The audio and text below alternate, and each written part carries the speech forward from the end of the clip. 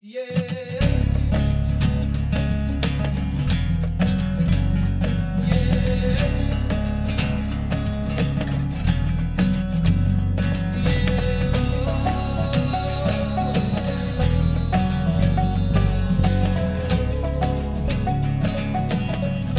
Welcome to the Into the Wilderness podcast. I can't believe this is the second one of the year already. Time is already flying by, and we are booking up, preparing for future guests already, and we've had suggestions coming in. I can tell you who's coming on next, actually. Who? Yeah, so next we have Charlie Brownlow. We're doing an interview with him in a week's time. And that is going to be focused a lot on driven shooting in this country. He came out publicly quite recently and talked about limiting the bag sizes that he will be offering to clients. So that will probably be how we start the conversation, but we'll also be finding out a little bit about him. And you'll also be hearing from the Country Food Trust. I think we're going to put that in the same podcast. Yes, we will be. I might as well mention the first podcast of the year with Sam.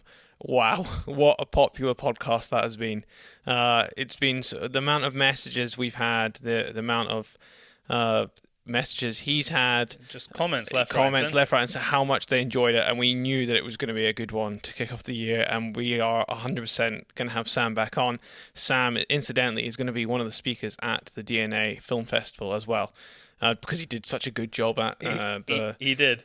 The DNA Film Festival, if this is the first time you're hearing about it, is the UK's first hunting film festival that we're running in conjunction with the Northern Shooting Show in May. And on the Friday evening prior to the show, we're going to be having a 2 hours-ish event where we're going to be showing the winning films of people who have entered their films, as well as a few others. And like I said, we're going to have speakers, Sam being among them. The topic is going to be the future of hunting, and there are tickets available right now on our website, thepacebrothers.com, if you would like to be there. There's going to be a lot of people from the industry there. From most of the organizations are going to be represented by people in the audience, as well as manufacturers and journalists. And importantly, all the money raised is going to the woodcock research with the GWCT. Which is pretty cool. We might as well mention that in terms of tickets, we've sold, they've been selling very fast, so we only have a very small number left. I think 12. I think there's 12. 12 tickets left. What's been happening is people have been going on and buying like 4 or 5 in one go. To go with their friends. Yeah, to go with all their friends. So if you do have a group of friends that want to go, I suggest you get on now and buy them. Now, we actually have a bit of a deal there, because a ticket to get in to the evening, the DNA Film Festival evening, is £10. But if you intend on going to the Northern Shooting Show, which I encourage you to do, you can go and buy the combo deal on the website, which is the entry to that evening plus whatever day you want to go, Saturday or Sunday, for £20. So that's a discount on the actual ticket price for the Northern Shooting Show. And what the guys at the Northern Shooting Show have very kindly done is they've actually given us all those tickets. So if you buy the combo deal, all of that money is going towards the woodcock research for the GWCT. Exactly. So you could end up spending, £40 on 2 tickets. Yeah, and you get your entry in, but all the money is going to the woodcock research. So that's fantastic. Now, I have some quite sad news, which I couldn't believe the connection. I'd actually forgotten. We recorded this podcast originally a couple of weeks back, and just a few days ago, the great hunter Harry Selby died at the age of 92. In this podcast, you will hear us talking to Phil Massaro, who is, we haven't actually told you what's in this podcast yet, but it's an interview with Phil Massaro, who has incidentally been on this podcast before. Twice. Yes, he has. Very briefly at EWA, and then he came on as a standalone podcast as well. We talk about the great Harry Selby and the people who actually operated as professional hunters under him and who he learned from. And I say in there that what we wanted to do this year when we go over to Africa is take the time and see if we could make a plan to go and meet the man before he dies. And sadly, we're too late, because a couple of days ago he passed away. So a really strange coincidence that we were just talking about trying to meet him only a few weeks back. It's very strange. Now, before we kick into what's actually in the show and the competition, because I know everyone waits for the competition. By the way, we know there's a number of you out there that have listened to loads of these shows, but you don't enter our competition because we've spoken to you. Enter the damn competition. Yeah. If you don't enter, then you can't win, and it's so easy. We make it ridiculously easy to win these prizes, and we're giving them out every 2 weeks. But before we move on to that, I just want to talk about coffee very quickly. Our coffee, the first of 4, has been launched, which is the McNab, and it currently is on our website, and it's £7 on the website. In the coming weeks, probably the next show in 2 weeks' time. It might not be 2 weeks' time. We're going to see. It'll be basically in the next month. We're going to start doing discounts for podcast listeners, but it'll be like the first 10 people get a discount. And so keep your ears peeled for that. And it might be on different items throughout the year. So keep your eyes and ears peeled for that. Also, guys and girls, just a little bit thing that might help us out. If you are on the website, not just our website, any website, please read the release date and the delivery date of items you're purchasing, because, I mean, don't get me wrong, it's okay, but there's been a number of people that have emailed us saying, oh, where is this? And then it plainly says, if you actually read the whole description, the release date. So if your coffee or your T-shirt, the T-shirts are all here, the coffee's all here now, but, if it says release date end of January, it means you're not going to get your product till the end of January if you've ordered at the start of January. Yeah, we had it with the T-shirts with pre-orders as well. We had a number of people going, "Oh, is my T-shirt meant to be here?" Well, no, because it's pre-ordered and the release date was in a month's time. We could just not release them until we've got them, but we'd like to try and give you the opportunity to order stuff, or especially things that are limited, and get them as soon as is possible. It just helps us out a little bit, so we don't have to. It also helps you out by not having to email us to ask these questions. I should just say on the coffee, I think we mentioned it in previous podcasts, but this particular coffee is being presented to you all in conjunction with the GWCT, the Game and Wildlife Conservation Trust, because £1 from every 250-gram bag of coffee is going straight to the GWCT for use on science and research for wildlife. Yeah, these guys are the main people in the UK doing a lot of research for all of our game and wildlife. It's kind of in the title, and we believe that people should be supporting it, and if you want to support them through this way, then that's brilliant. We will say that if you are ordering larger quantities, let's say you've got a shoot or something and you might go through 6 or 8 bags, which we've had a number of emails about this, please just send us a message before you order and we can give you a discount on bulk ordering. Yeah, we will. We just haven't done it yet, but we will actually have a bulk order option eventually. But in the meantime, just email us and we'll sort out. podcast@paceproductionsuk.com. It is in the description as well. But no, the coffee's great. A lot of people have been asking us, messaging us about this. And the other coffees, I should say, the other coffees will be associated with different conservation organisations. So very, very soon you'll be getting the second one. Yeah, you will be. I might just add that the coffee, other than the beans, everything is produced in Scotland. It's we haven't got to growing coffee in Scotland yet. No, we haven't got to that stage yet. So the first one is a blend of 3 different beans. It's roasted in Dundee, it's packaged in Dundee, and it's designed further north in Angus. So every part of the process that is possible is done in Scotland. So keeping it in-house. Yes. So prizes. We better announce the winner from 2 weeks ago, which was to win a set of Smith Optics shooting glasses, and the winner was Stephen Nairn. It was a picture competition on social media. Yeah. And I think the picture that Stephen took was a Jack Russell. Jack Russell, it was a terrier of some description. It looked like a Jack Russell standing in the heather. It was very cool. Really liked that. Yeah, it was a really cool picture. We'll actually put that on our Instagram and Facebook. Yeah, we can do that. And from that to this week's competition, which is to win a Hornady beer mug.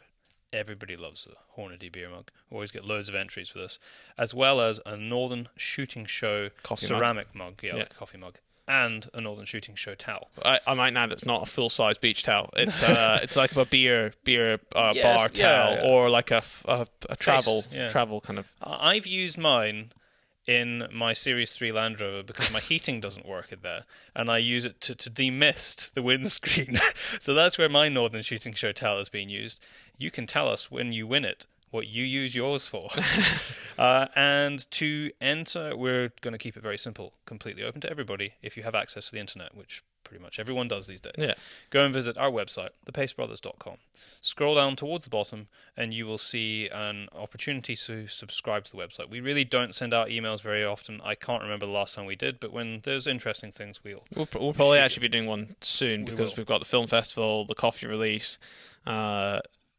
There's a whole heap of things. There's a whole heap of so things. We need to keep people the point up to is, date. I don't think we've put one out for about 3 or 4 months. So we don't spam you. Yeah, we hate it when you sign up to a website and you get an Every email week. every week, or even worse, when you don't sign up to a website and you still get emails Every week. every week. or every second day. That's very, very annoying. So if you want to be in a chance to win the Hornady Beer mug, the Northern Shooting Show mug, and the towel, then just subscribe to the website. It's self-explanatory once you scroll down to the bottom of the homepage. If you have subscribed already, don't worry, you'll be automatically in entered. the list. But if you haven't, go and subscribe, and you will be entered and randomly selected. We have since the release of the last show with Sam, we've had a number of people, of new listeners that are either new to podcasting or new to our show. So thank you very much for listening to our show. And we've had a number of people asking for, can you do this show? Or I'm working my way back, so I'm not sure if you've already done this. If you are one of these people and you're like, can you do this show? Email us, and if we've already done it, then we'll direct you to the show that you need to listen to. Yeah, it was awesome actually. We got an email just 2 or 3 days ago from somebody who was brand new to podcasting, and for some reason our podcast with Sam was the first podcast ever they'd listened to. So I think that was a pretty good place to start. But nice to hear people coming into the media that is podcasting. And it is the fastest growing media in the world. It's huge. It's absolutely massive. You need to get more people on it. Yeah. If you are a podcast listener and share the love. Don't keep it to yourself. Encourage more people to download. Grab their phone if they don't know how to do it and download an app that can... And especially if you've got an iPhone. An iPhone, there's no excuse. It's already built into it. I just want to give before Daryl tells you what's in the show, the interview with Phil, I just wanted to give a quick shout out to Spike, Richard and Craig, all of whom were on our last wilderness hunt of the season, just last weekend actually, from when we're recording this now. Fantastic couple of days up in the Highlands, in the snow. We had 2 pretty nice days, but they were very, very cold. The last day was fairly miserable, but no one cared. We shot 8 hinds and 1 roe for the 3 of them over 3 days, helping the estate that we were on as part of their management cull. They're busy finishing it up now as we get towards the end of the season. And it was great having them there. Great company. It was also great, them hunting. piling all the meat in the back of their cars. Yes, they took it all home. Took it all home. So there we are. Yeah, thanks guys for coming. We really enjoyed it, and thanks to everyone that's been on our wilderness hunts now. Just have a look out for new dates for next year in this country. There'll probably be 2 sets of dates once again, and also keep a very good eye out for a slightly different type of hunting in Africa, which we're slowly putting together a package.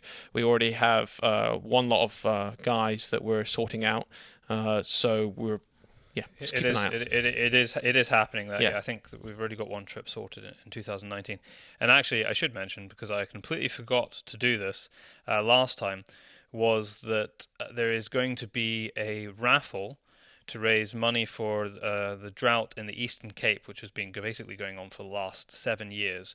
And the winner of this raffle will win a safari worth about £1,700 to £1,800.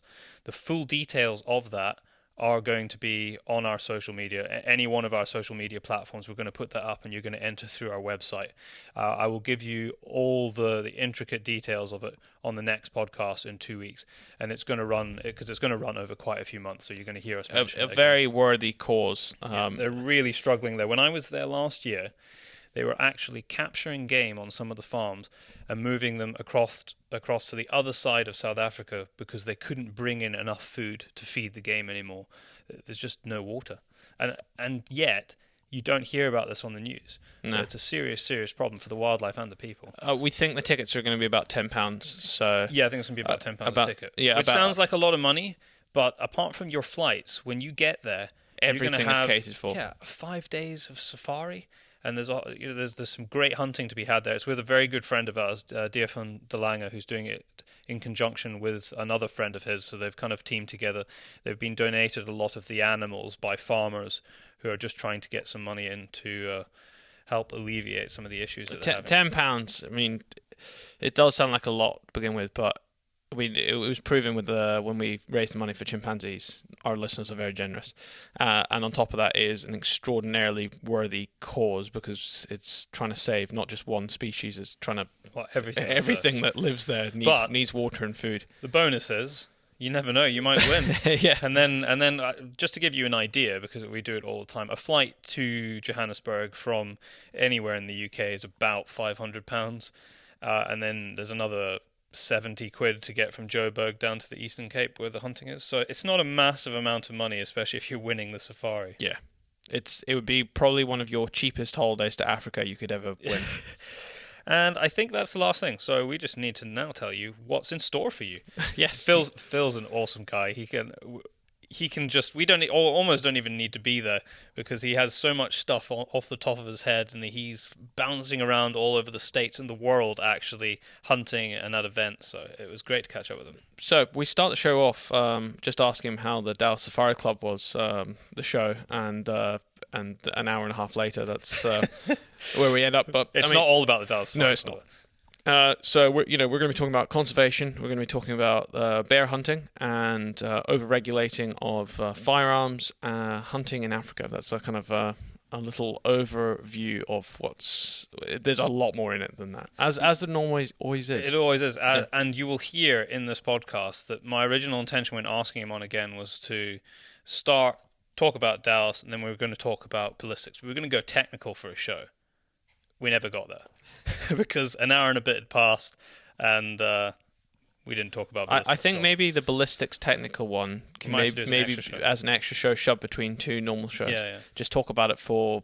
Well, I don't know if you can do a 30-minute show with Phil. I don't think you can. I don't think you'd want to. But we can arrange it. Phil lives in quite a good part of the United States where it's not that an inconvenient time for us. So in our late afternoon, he's getting up. Yeah.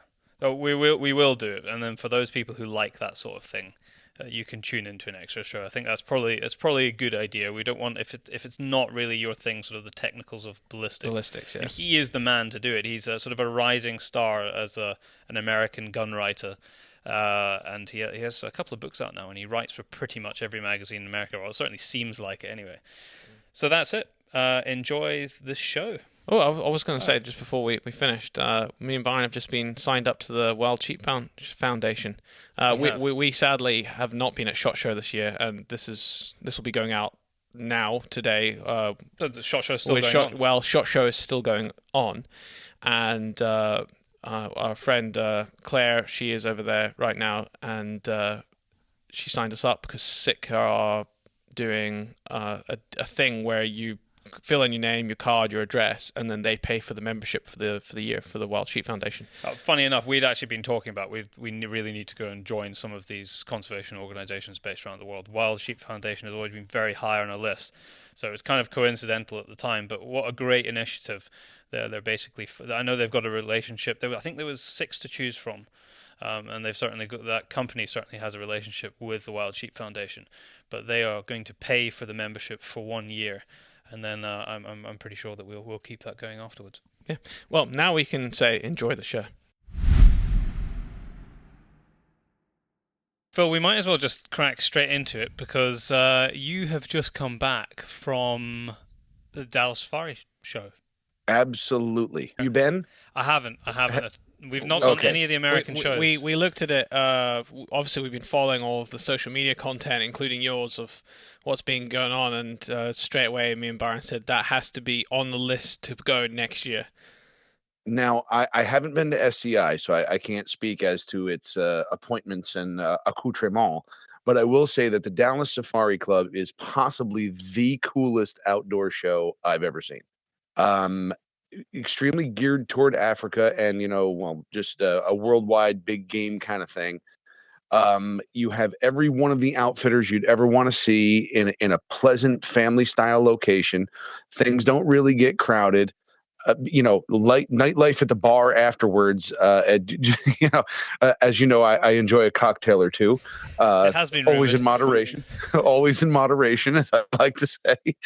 But we ended up just having cocktails, and there's a dozen professional hunters from all around the world. Guys like Quentin Whitehead and Peter Daphner and Martinez Koch. The who's who of the African community. And everybody's just talking smack and having the greatest laughs of your life. And I'm kind of sitting here going, this is surreal. How did I end up getting here? This was a little bit bizarre. But this one was kind of special, guys, because the Weatherby Foundation holds its awards banquet the night before the show starts. Yeah. So we got into Dallas a day early, toward Dealey Plaza, where the JFK assassination took place in 1963, and saw a bit of history around town. And that evening, the gala took place, and my buddy Craig Boddington was the recipient this year. As you know, Craig is a pretty famous TV host, author, big game hunter. Somebody I'm proud to call a friend, and he's been a bit of a mentor to me. But rather amazing experience in and of itself. Yeah, there was a whole bunch of U.S. military brass because Craig is a Marine Corps colonel. The presenter was 4-star General Boomer, who was kind of walking with a limp because all the brass on the left side of his jacket kind of caused him to... They do like their medals, the American military. Well, when you're a U.S. Marine, you can pretty much say you're a badass, and I hope I can say badass on the podcast. And to see guys who have made a lifelong career out of this shows a level of dedication that is rather unprecedented. And it correlates to Craig's career in the hunting community as well. I mean, not only is he a Marine Corps colonel, but he's a guy who's done I don't know how many hundred safaris and North American trips and, Europe, Asia, Australia.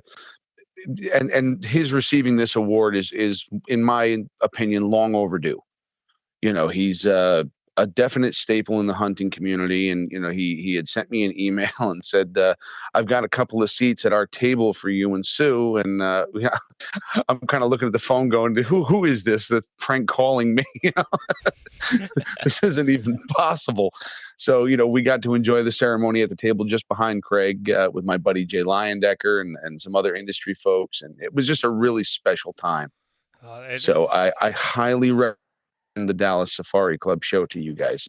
I think you really enjoy it. Well, firstly, I really enjoyed looking at all of your updates, because the one thing that you are very good at when you're at a show is putting up lots of short videos. And when I'm not at the same show, I really appreciate it. I'm sure all of your friends who are friends with you on Facebook and follow you also appreciate being able to have little snippets from around the show of the sort of highlights. But with regard to Craig, I mean, even though he is, based over the water, I'm pretty sure that the vast majority of hunters in the UK and the rest of the world will know his name. He's probably at some point in his career written for every major hunting magazine on the globe, not to mention the number of books that he has out. I actually just uploaded a video with him in it, testing out the Rigby rifles. Oh, did you? Yeah, it was, yeah. Yes. When I was working on some stuff for Rigby. So, yeah, he's everywhere. Mark sent him one of the first Highland Stalkers, and I know he used it in Kansas, killed a couple of deer with it, and he took it to Anacostia Island in Canada. And he and I had actually discussed the Highland Stalker. He loved the rifle, though he insists the bolt is on the wrong side because Craig is a lefty. I told him, I said, no, you're just wired backwards, Craig. It's okay. But no, it was very nice to experience that sense of family that the hunting community has at the Dallas Safari Club show. Everybody rallied around him, and it was just a very humbling experience for me to be able to walk up to a booth and meet the professional hunters that I've been reading about for decades sometimes. There's a gentleman named Kevin Robertson, also known as Doctari, which I'm sure you're familiar with. Of course. Wrote a book called The Perfect Shot, and the book. Yes, the book, right, the holy grail for shot placement.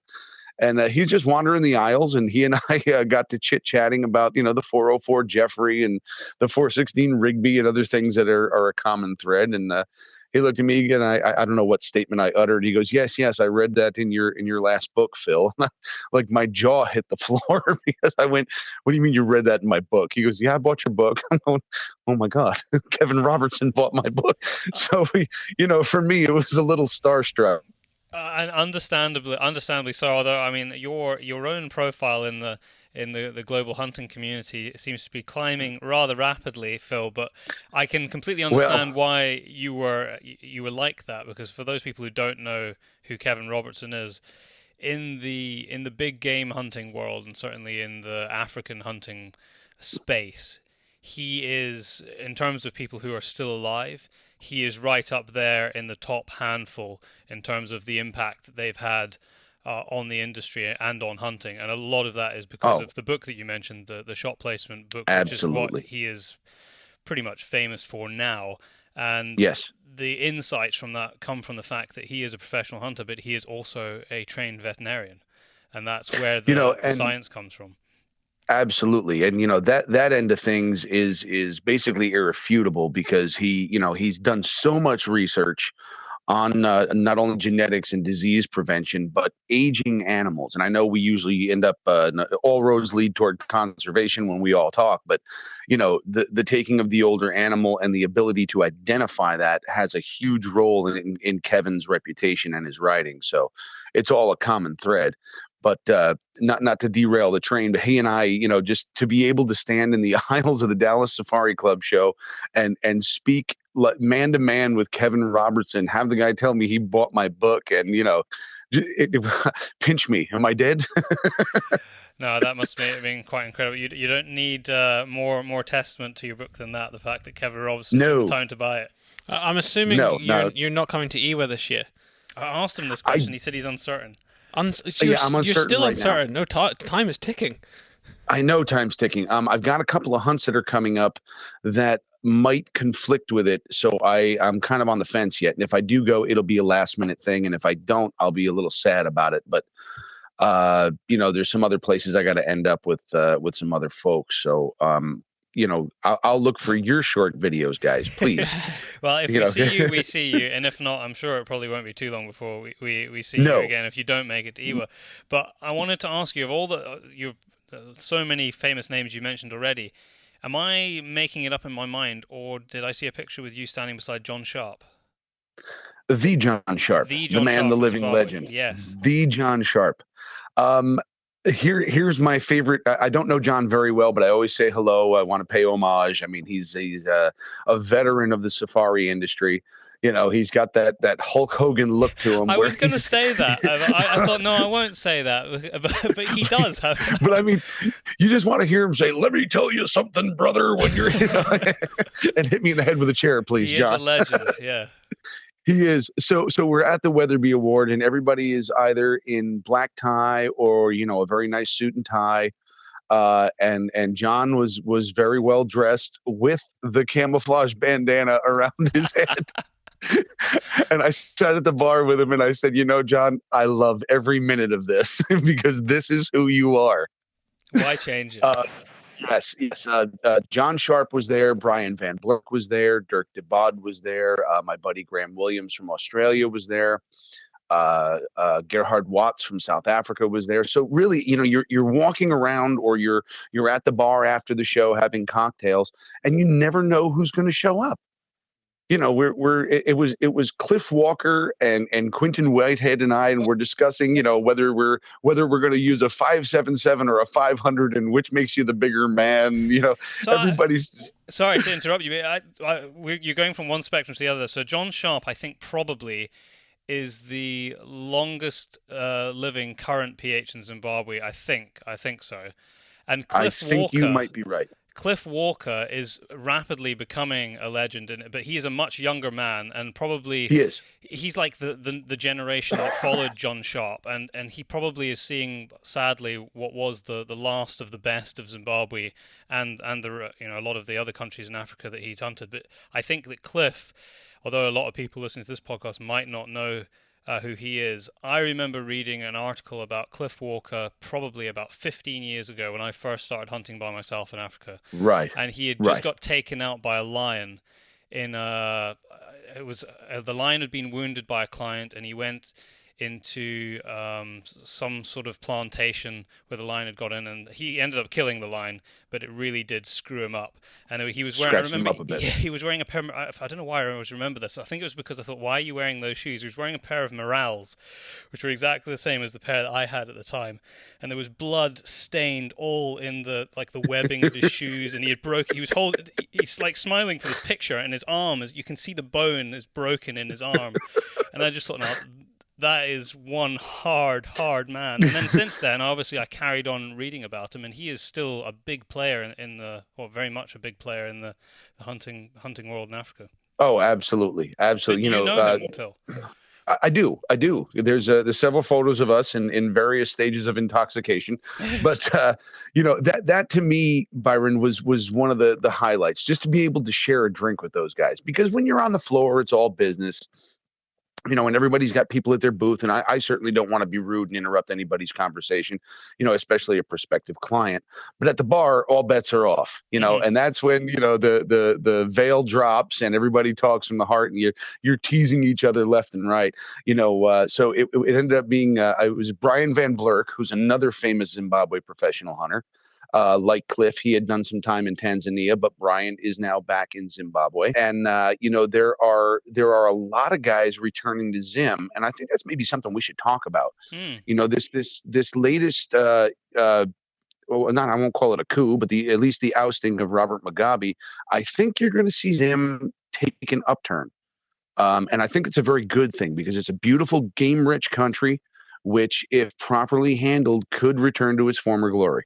I hope you're right. I fear that the timeline for that might be rather long and quite rocky, but change is change, and there's certainly been no change for a very, very for most of my lifetime. I think there's been a change for our lifetime, buddy. I think it's been a consistent downhill. It's been a consistent change. A consistent change in one direction. So this is the first glimmer of hope, if you like, during my lifetime. The best part about that whole thing was there was a man in uniform on TV saying, "This isn't a coup," but it was plainly a coup. Nothing to see here, folks. Move along. It's like, these aren't the droids you're looking for. Nobody else can see the tanks in the street. I do hope you're right, Phil, and it would be great if we see happening in Zimbabwe what happened in Zambia. I mean, they went through a very kind of, what was Northern Rhodesia, if you go back far enough, and something similar happened there, and eventually it recovered, and it's a country that's doing very well now. Zimbabwe is sort of Zambia's fantastic. 20, 30 years if you've ever been in the Luangwa Valley, it's one of the best places in Africa. It really is tremendous. In fact, our Uncle Ted, he used to be a crocodile hunter there in the valley there. Mm-hmm. Fantastic. No, I get to speak to all the different Zimbabwe guys kind of independently, and that was the vibe I got. There was a lot of optimism there, between John Sharp and Brian Van Blurk and, other people operating, Andrew Dawson wasn't there from Chifuti, but Paul Smith was. And, I was even talking with Johan Kalitz, who's a native Zimbabwean, I believe. Another living legend. Listen, if there's any gentleman in this industry, if there's any one professional hunter who you can say this guy is an absolute undisputed gentleman, it's Johan Kalitz. I've never met him, but you need to. He's got that voice that it's like, Johan, do me a favor. I'm going to send you a couple of scripts that are bedtime stories. I want you to read them so I have them on my iPod and I can go to sleep.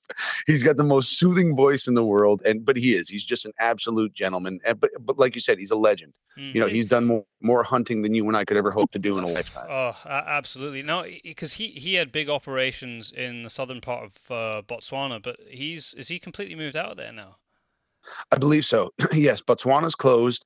Although I was just looking at a map the other night, pardon me, and the old NG42 district is still listed on Google Maps as Johan Kalitz Safari. So that was like, maybe there's a glimmer of hope for Botswana. Well, I think from my understanding, and this is just what I hear, I think actually this came from Ivan Carter, I think that he kept one or two areas that he had for photographic purposes.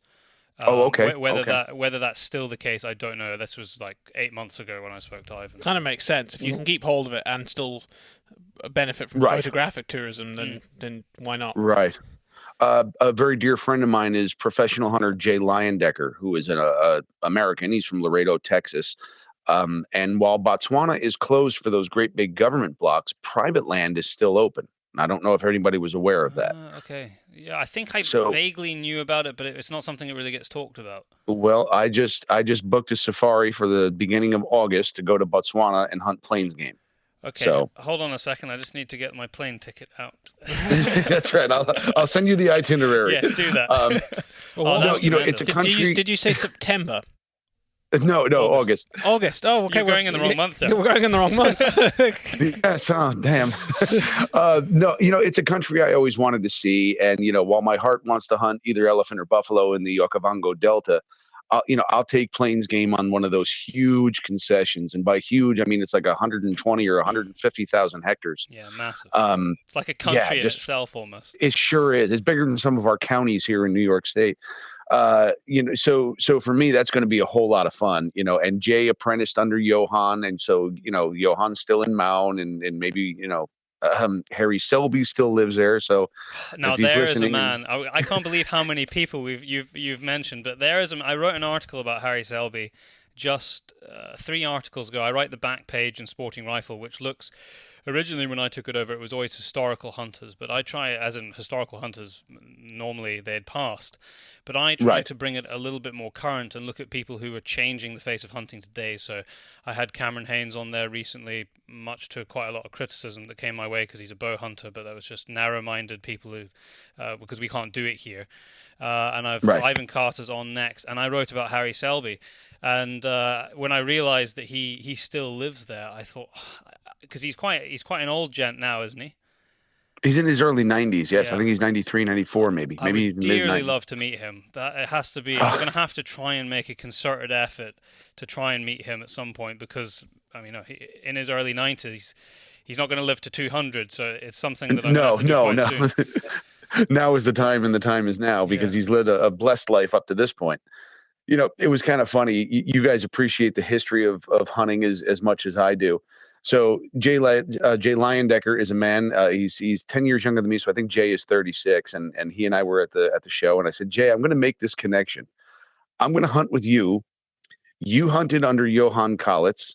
Johan Kalitz hunted under Harry Selby. Harry Selby hunted under Phil Percival, who hunted with Theodore Roosevelt in 1909. Yeah, so by 6 degrees of separation. Doesn't matter. Still there. Yeah. No, that's the appreciation of history, the appreciation of the history of the animals. All those subtle nuances are what make me love this industry so much. I'm kind of the new kid on the block, if you will, in a very small fish in a very large pond. But just to be swimming in that pond is an honor to me. Yeah, no, I love the history of it, and for me, hearing the stories from those greats, those guys who have lived it. If I ever know the things that they've forgotten, then I'll be doing pretty well. Well, the only thing, it's like Craig said to me about the Weatherby Award. He goes, I'm the first writer to get it. I believe he said since Jack O'Connor. And I kind of looked at him. I said, Craig, I doubt there'll be another writer who will ever, have enough experience to qualify for the Weatherby Award. He kind of winked his eye, kid, and he goes, you never know, kid. You never know. Keep going. It might be you. And I'm going, yeah, right. But, it's that sense of family that you can walk around the Dallas Safari Club show and there's John Sharp at his booth who puts down his cantaloupe that he's eating to shake your hand and have a conversation about his hunting season and how the game's doing in his particular block or what have you. And there's no pretenses or get out of here, kid. I really do appreciate everything DSC does. It's a fantastic organization. Just for those people, and for me, because I've never been and only seen the videos that you put up, what can you expect outside of what you've told us already? What can you expect if you go to that show to see and like scale of size and everything? Okay, I think, and don't quote me on this, but I think the attendance at the Dallas Safari Club show is either equal to or slightly surpassed the attendance at Safari Club International. Okay. Now, while it's not necessarily a competition, but it just gives you an idea of scale. The room is basically it's at the Kay Bailey Hutchinson Convention Center, so it's a huge convention center. The Omnia Hotel is just above. What they do is basically break it up into three major areas. You've got the main floor, I'll call it, with the Jumbotron big TV screen, which I saw myself on a buffalo hunt, which also gave me goosebumps. Anyway, in that hall are a lot of the taxidermists, are the majority of the outfitters. Marina Lamprecht from Namibia has a great big booth. You'll see a lot of the major players, Mark Haldane from Mozambique, Of course. so on and so forth. They'll be in that main hall. And then up a little set of stairs and to the right is probably an equal-sized hall, and that's what they call the rifle area. So a lot of the fine gun people are up in there. Heim Rifles is there. Ralph Martini's there. Obviously, Rigby is there. Wesley Richards. William Evans. So you're not getting the majority of the American Winchester, Ruger, Remington kind of caliber of pun intended caliber of rifles. It's more of a more of the fine English rifles. A lot of the big doubles are there. You can handle a Verney Caron 700 if you've never picked one up. And I think your good lady was holding one, was she not, in a picture? I had to do another podcast. I left her alone for an hour, and that's what that turned into. I hope she now has it in the cabinet. 700. Yeah. I said, can you reach the trigger? It's got a bit of a long length to pull. No, put that. We don't want that one. Because if you miss, you can jump in the barrel and hide from the elevator. Yeah. The holes in the pipe are that big. Obviously that beautiful 404 takedown, and I've got a very soft spot in my heart for the 404 Jeffrey, but a Wesley Richards with those kind of appointments and that kind of furniture in a takedown rifle, I had to get a lobster bib because I began to drool on the booth. So you've got all those people, but you can speak to them, and that's the beauty of it. If you want to have Chris Sells from Heim measure you for a double rifle, if you want to handle them and get a feel for it, they're there and they're approachable. And not only that, they have a fantastic custom gun maker little section, kind of quarantined off in the corner. Some of the guys are just stock makers. Some of them are just engravers. So you can get a feel for, how a stock is made if you wanted a custom stock for your rifle, or if you wanted to see the meticulous number of hours that went into an Arabic, arabesque scroll on a receiver. You can really get a feel for who that craftsman is. Not just seeing his finished work, and you get to meet the person. What does a guy look like? Who is he? How long has he been studying? He'll tell you about his apprenticeship and all that kind of stuff, which goes on forever. And it's one of the few actual hands-on craftsman kind of guilds there are. So all that stuff is available to you.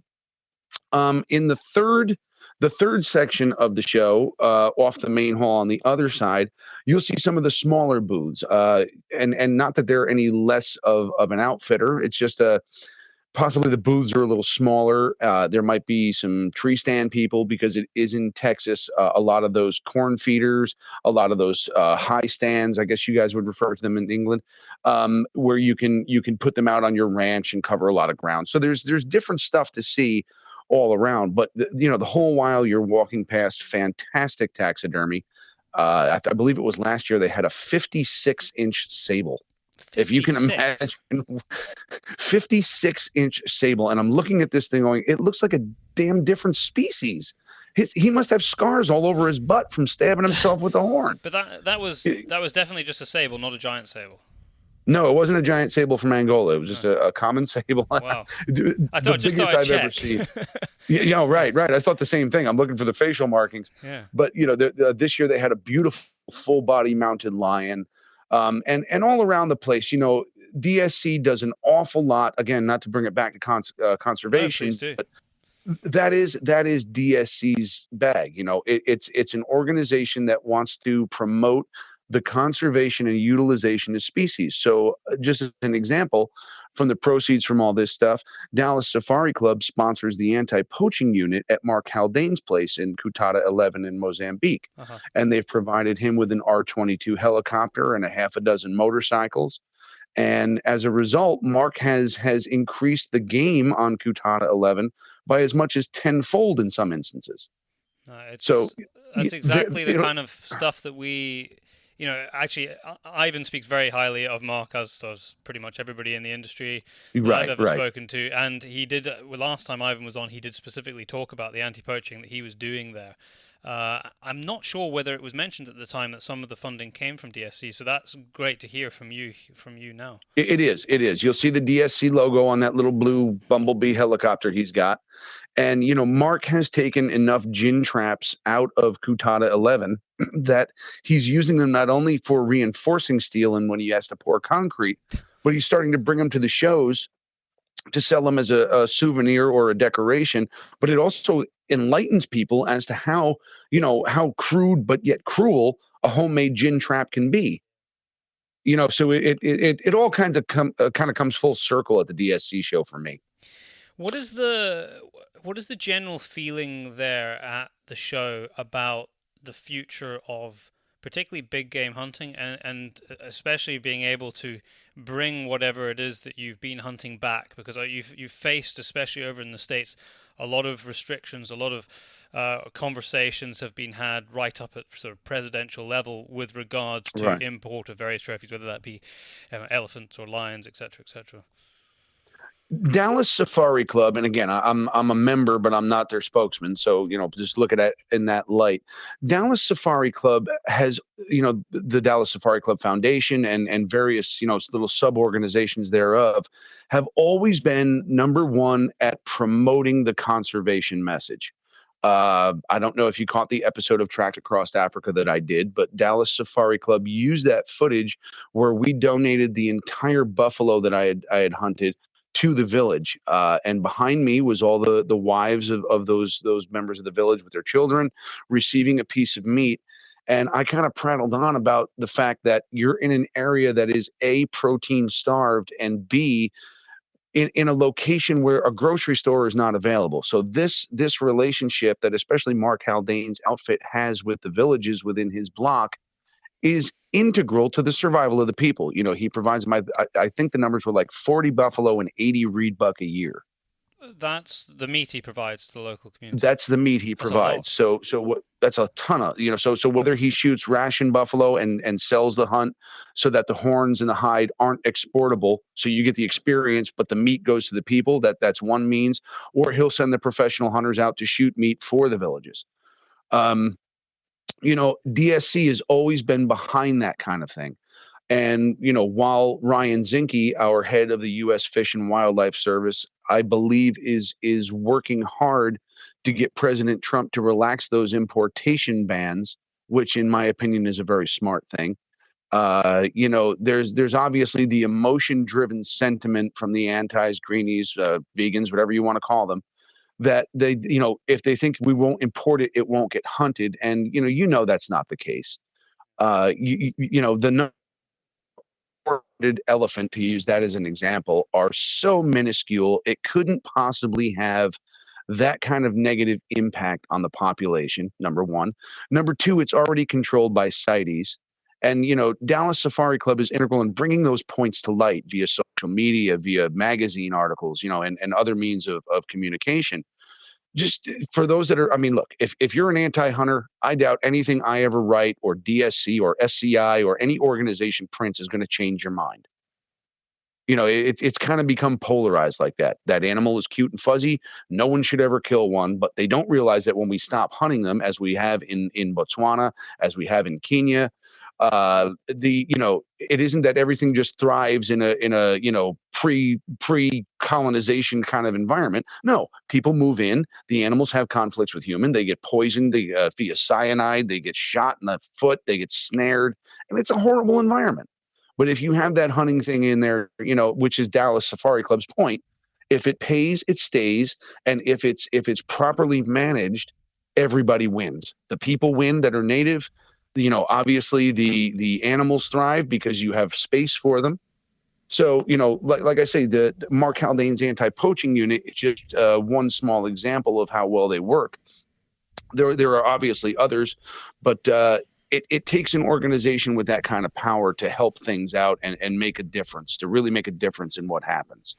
Yeah, I guess I kind of thought whatever you think of Trump and all the other things outside of hunting, I kind of thought, and I think a lot of the hunting community in the States would have thought that when he came in, that stuff would get relaxed, that the import rules would change, and a lot of the ability to bring in trophies that had been closed down during the Obama administration would come open again. But it doesn't seem like at the moment that's the case, despite the fact that Trump's son is an avid hunter.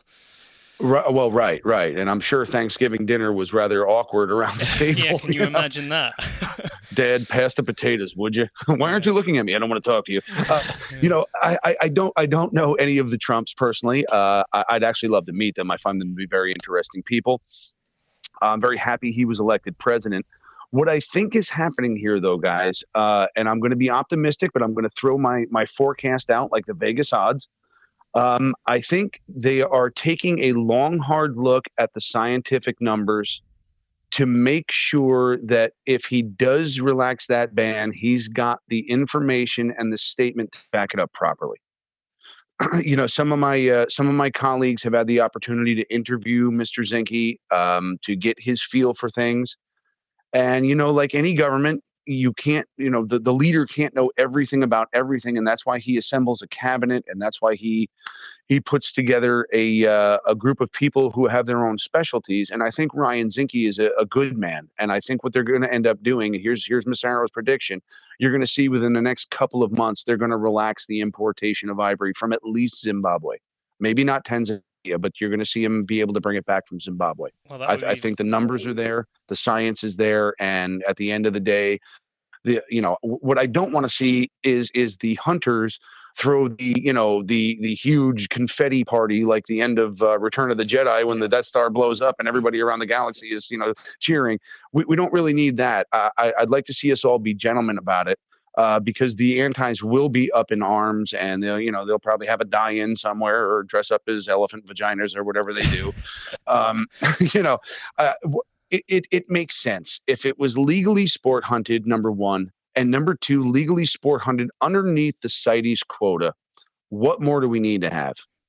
Yeah, you're right, though. I think it just needs a nod and acknowledgement. If it does come, I hope that you're right, because for many reasons that you've covered and many that we could do an entire podcast on. So I hope I hope that it does happen, and I do hope that it's just a nod, an acknowledgement, and we get on with it.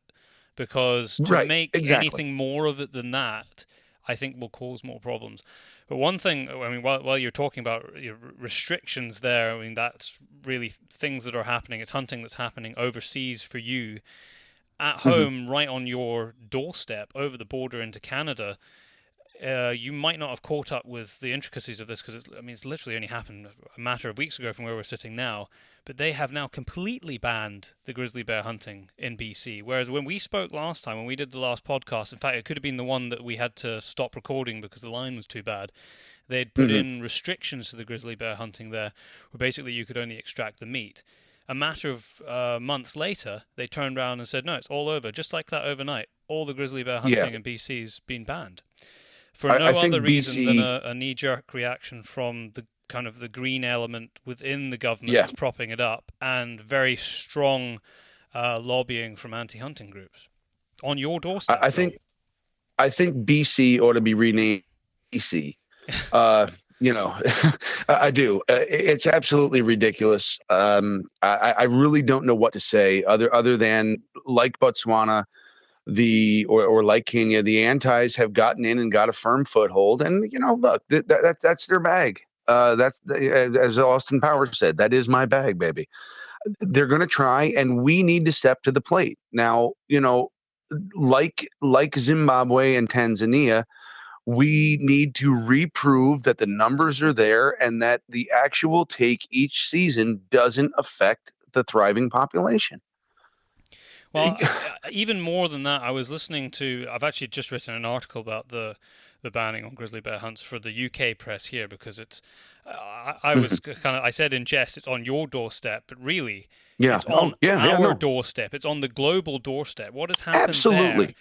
No, these aren't isolated incidents. Yeah, these are not isolated. Byron, the next thing it'll be roebuck in the UK and the water buffalo in Australia. And if it's fuzzy and cute and you can make a plush doll out of it, we don't ever want to see one shot again.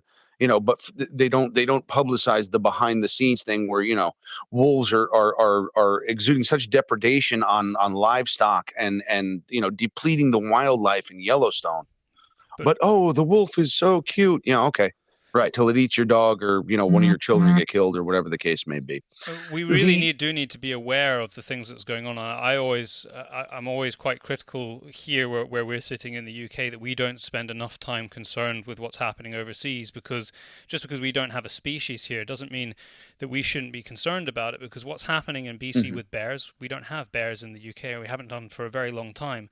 But the principle of what's happened there, where an action has been taken by a government on the basis of the fact that they don't like it, not on the basis of hard fact and science. No scientific data. Nothing. Most of it, if you look at the statement that came out from the Minister of Forests, I can't remember his name now, he said that it is basically that the people don't like the idea of grizzly bear hunting. So it stopped. And he based that it's the idea. It's the idea, but he based that statement. He quoted 75% of people voted against would like it to be banned on a poll that was sponsored by Lush, the cosmetic people that hate hunting and everything else, meat and everything. And I can't remember the exact name of it. It's basically like the League Against Cruel Sports putting a poll on their website saying, do you like hunting? And it's 100% no. They go, well, that's the entire population right there. It was sponsored by them and I bet you it was people out of the country as well that were voting. I don't know, possibly. But there was only 800 people voted. It was 800. It was free to everybody. So the hunters do have to shoulder a bit of blame for it, because they could have quite easily voted on that poll. It was on a website. You basically had to tick a box. Right. Only 800 people took the time to do it. Now, we all know that the voice of people who are against, we call it field sports here, or hunting generally around the world, are very loud, and they're very, very good at mobilizing people to vote on things or to make statements. We're very poor at it by comparison to how well they gather their very small number of loud people. It's as if a lot of us are working during the day. So it is. Well, here's the deal. Here, in my opinion, the mentality is, we as hunters, we've always had it. Why do we need to defend it? Yeah. Yeah. You know what I mean? It's like saying you've got you have a driver's license. Do you need to go out and say, I demand my right to drive a car? No, I've got a driver's license. What's the problem? So it's the antis that are pushing for change. And I feel pretty comfortable saying this. I'd like to know the percentage of your listeners or my readers or hunters across the world who belong to an organization, the likes of Dallas Safari Club International, the National Rifle Association. And I find it's pretty low. It is low. Definitely. We've got 5 million, 6 million members of the National Rifle Association, yet they say there's 100 million gun owners across the United States. We're talking about a 5% membership. That's insane. I know personally firsthand the NRA works very, very hard to maintain firearm rights here in the United States. And I know that SCI and DSC work extremely hard lobbying, not just here in the States or in Africa, but in Canada. And they're the first ones to defend the hunting of anything. And that British Columbia mentality, well, we're going to take a little vote on it and see if we don't like it. We're just going to stop it. Well, what's next now? Okay, so we can't smoke a cigarette inside, and you can't spank your children. What is it going to be? Bald people like me next? Well, we got to get rid of you. Why not, Phil? I mean, it puts me off at dinner. We don't want your genes passed on. No, we don't.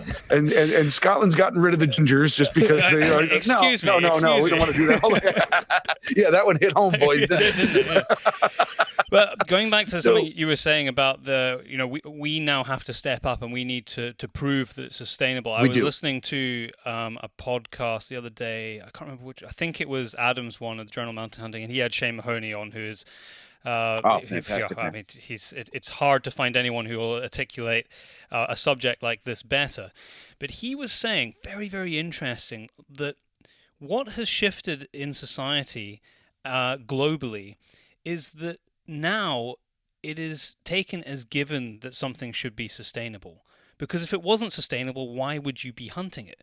So the burden of proof has really shifted from sustainable to enhancement. And he was saying, and I didn't know this, and I've never seen you might be able to correct me on the American organizations, but I've never seen an organization in this country, certainly, and I can't think of one globally, that's ever talked about the fact that in global treaties, the wording has been changed with regard to where hunting is allowed from non-detriment to enhancement. And this has happened under the table, and the first time I ever heard this mentioned was from Shane. Now, he sits on a lot of these boards. He said in the podcast he's been trying to tell the organizations, but I'd never heard of it before. I don't know if you've heard of this before, but that's a major change. That's a shift. You know, there's a couple of words have effects. Words have consequences. You know, and for example, take a look at FASA in South Africa. Oh, yeah. They changed it from ethical to legal regarding the canned lion. Yep. And it spurred such a backlash that they formed a different organization for the professional hunters. That was a mess. You know, the sly changing of a term has long-term effects, Byron. There's no two ways about it. And obviously Shane Mahoney, as you said, sits on these boards and has his finger on the pulse, where I'm running around just trying to preach the word and, scramble together a living. Look, I tip my hat to him. So I'm glad he's informing people. We need to belong to an organization. John Jackson's Conservation Fund is a great one. And I don't know that one, Phil. John Jackson is a man who he puts out the hunting report. I'm not sure if you're familiar with it. Yeah, I do know that. Yeah. Okay, so definitely, guys, whoever's listening, take a look at him, look him up. We need, number one, to be informed, but number two, more importantly, to be proactive. Yes.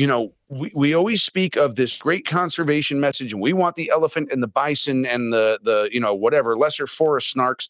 We want them for our grandchildren to see. Well, with that, it's a pretty sounding sentence, but we have to get off our ass and make it work. We need to belong to an organization, or if you don't want to belong to one of them, start your own. One that does put hunters' rights first. And everybody who has enjoyed, from the taking of a driven pheasant to a wild boar to an elephant and everything in between, or even just wants to take a kid fishing, we need to secure those rights because, the rod is in. The camel has its nose underneath the tent, and they realize with enough of a voice and enough of the stamping of feet and whining and crying and throwing dollars at it, they'll get it shut down. Yeah, and the only way for us to fight against that is to do exactly what you've just said, which is actually stand up and be counted. And it's something that we've been quite critical of the hunting community in, especially the last 6 months, because it's sort of come into my mind, is that we are very good at saying these words now because we understand that for hunting to survive into the future, it has to be sustainable, it has to be ethical, it has to benefit conservation.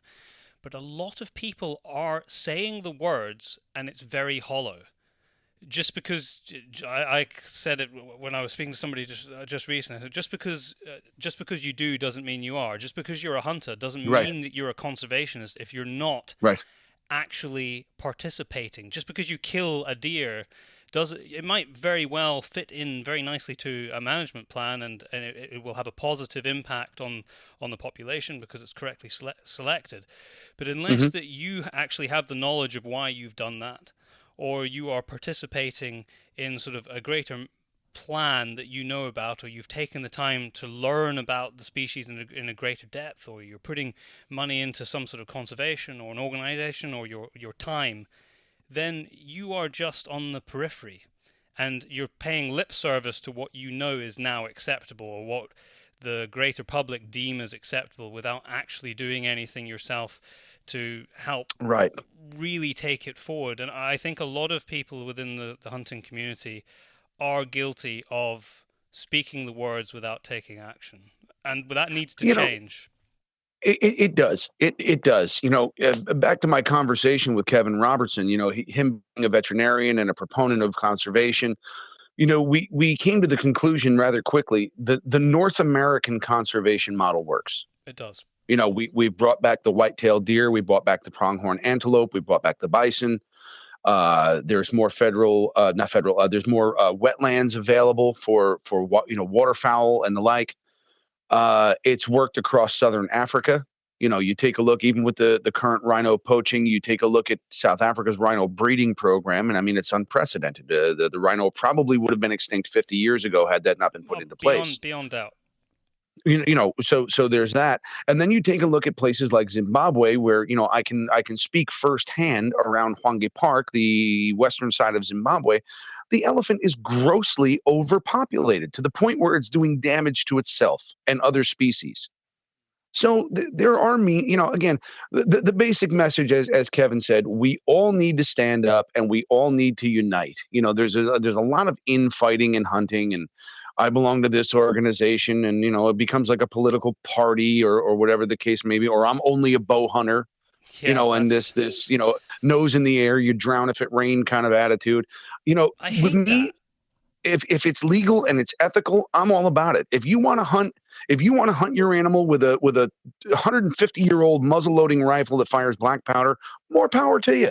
Yeah, if you want to use as long as you're doing it ethically and the animal doesn't suffer, then who cares? As long as you're acting like a gentleman, because therein lies the problem. As a society globally, we've kind of relaxed all of our standards. And look, I'm no prude. I'm into earrings and tattoos, and I believe in that kind of thing. But we need to be, as hunters, to the man or lady, we need to be respectable. Mm-hmm. And that's the problem, and because honest. Even when you are 100% respectable, they're still going to try and turn it against you. But when you toe the line and step up to the plate and do the work necessary and spend what money you can, maybe you don't buy a new rifle. Maybe you put that money toward conservation. So there's a bunch of different things that could work, but you're absolutely right. Looking at British Columbia, looking at Botswana, and 40 years ago, looking at Kenya, and the problems with hunting this or that or the other thing. California has a new ammunition regulations they put into effect at the turn of the year here in 2018. And it's a real problem for California hunters. What is it, Phil? I'm not familiar with You can no longer have ammunition shipped to your doorstep. It has to go to a federal firearms license holder, which is something you guys in the UK are probably pretty familiar with, because your regulations. For loaded ammunition.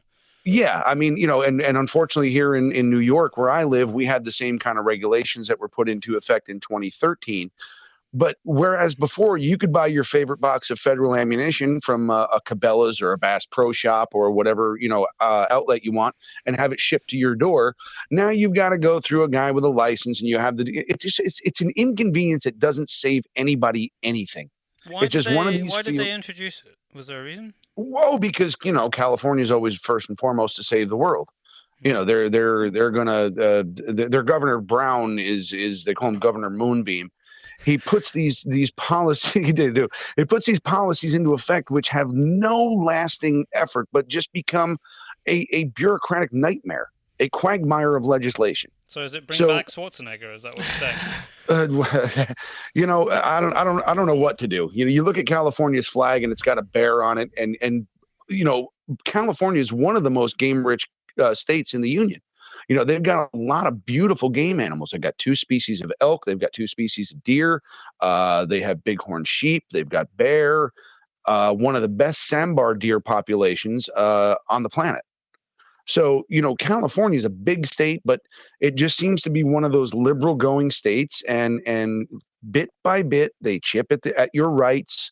And, as long as it doesn't affect me, well, they're not bothering with the semi-automatic guns. I have a bolt gun, so it doesn't matter to me. No, I believe that now is the time to draw the line in the sand and say, look, let's all of us hunters, all of us shooters band together. Let's all band together. Let's join an organization and give our voice some weight. And if you believe, we suffer with the same thing here. Organizations not being able to agree with one another to have a unified face and answer to things that confront us on a daily basis. And I'm sure it's very similar over in the States. Could you boys imagine if they said one day, well, it's kind of cruel to shoot the red deer in the Scottish Highlands. And that's one of those, old, archaic, monarchistic kind of actions. We just feel that shouldn't happen anymore. Do you know what, Phil? Sadly, I can almost imagine that. With our government, I could imagine it. In Scotland. Yeah, I almost could imagine that. But I mean, going back to what you were saying with people, I've got a bolt action rifle, so why would I care about semi-automatics? We've had, in fact, a prime example of something fairly recently where you might be aware of it. They have banned the sale of air rifles in Scotland to anyone. Well, one, you have to be over 18, but secondly, you need to apply for a license. You need a license. You need a license for an air gun. For an air rifle? Yeah, you need a license now. And what are we back to? Training with stones? Well, what's the mentality behind that? Well, what was the logic? They brought it in because there had been a number of incidences, not just in Scotland, but across the UK. When I say a number, a very small number, like 2 or 3 that I can think of off the top of my head. A kid died. Yeah. That was a thug with an air gun, someone who shouldn't have had one in the first place, who was doing something that no sane person would do, which is shoot at another person with an air gun. A baby in the head. I mean, you're not a stable individual if you're doing something like that. That person could have quite easily shot them with a catapult. Let me get this right. I'm not a citizen of the UK, but I do believe that murder is illegal. Yes, that's correct. Okay, so rather than condemn the action, they're going to ban the BB gun with the mentality that if you take away the BB gun, this may never have happened. That's essentially what they did. I mean, they didn't ban it; they just regulated it. Yeah, so they regulated now it. It's not quite, but it's almost the same process as applying for a shotgun. But would they have felt better if that gentleman who was obviously mentally ill had poured petrol all over the kid and set him on fire? Would they then make a... Herein lies the issue, doesn't it? A knife is just as easy to get your hands on, and we have a serious problem with knife crime in this country, not really up here, but particularly in southern England. They've got serious problems with knife crime. Knife crime? Never mind handgun crime. Handgun crime. Well, bear in mind that we're not even meant to have handguns in this country. Handguns have been banned since I was not even in double figures of age.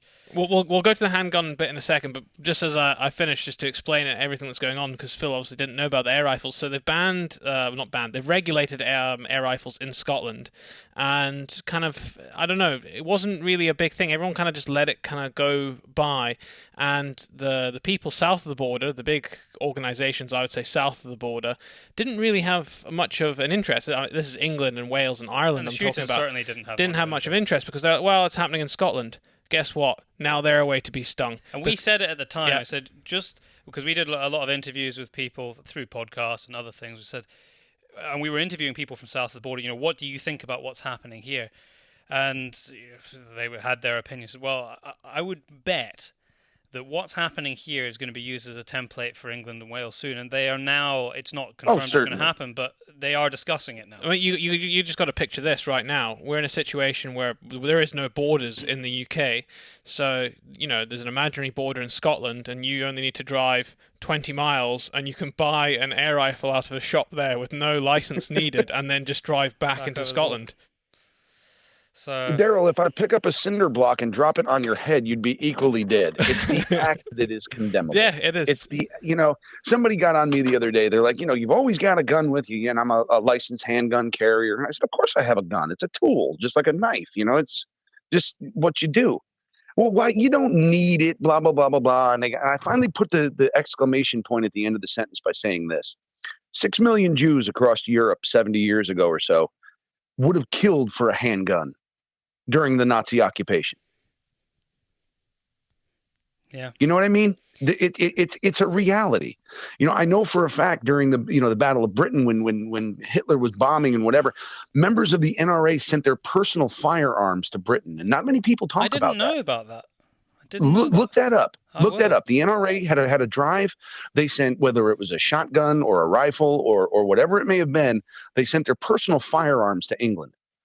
So it just goes back to the consistent over-regulation of everything. Again, getting back to the animal point, I don't want to see anybody shoot the last tiger, the last rhino. You know me, I'm an African junkie. I wouldn't shoot a rhino if you gave me one. It just, number one, they don't do it for me. And number two, there's a definite problem with it. You know what I mean? If it's a conservation tag and the money goes back to rhino breeding, that's one thing. Take an old bull, put the money in, that system works. But for me to be greedy and have the desire to shoot something that's on the verge of extinction is ridiculous. You know, we all want to be ethical. And that's something I really want to say to your listeners. Do your best. You know, the definition of ethics is what you do when no one's looking. Yes. You know, yes. You know, when no one's around. That. I can't remember that. That comes from who did that come from, Phil? I don't know. I don't know where the quote came from, but whoever said it was a genius. Yeah. Just take it for yourself, Phil. Yeah, I said that. That's right. I did in 1840. It was on the internet. You know, you have to be self-governing. You know what I mean? And back to my point of all of us hunters and shooters being a gentleman. You know, educate your children as to how a firearm works. I was shooting a handgun at 6 years old. And as a child, I never went and played with my dad's gun. I knew exactly what it could do. And number two, his foot would have been in my ass if I ever touched it. But that's a different story. You know, but the demystification of what a firearm can do, it's no more dangerous than your kitchen stove or the gas in the tank of your car. Yeah.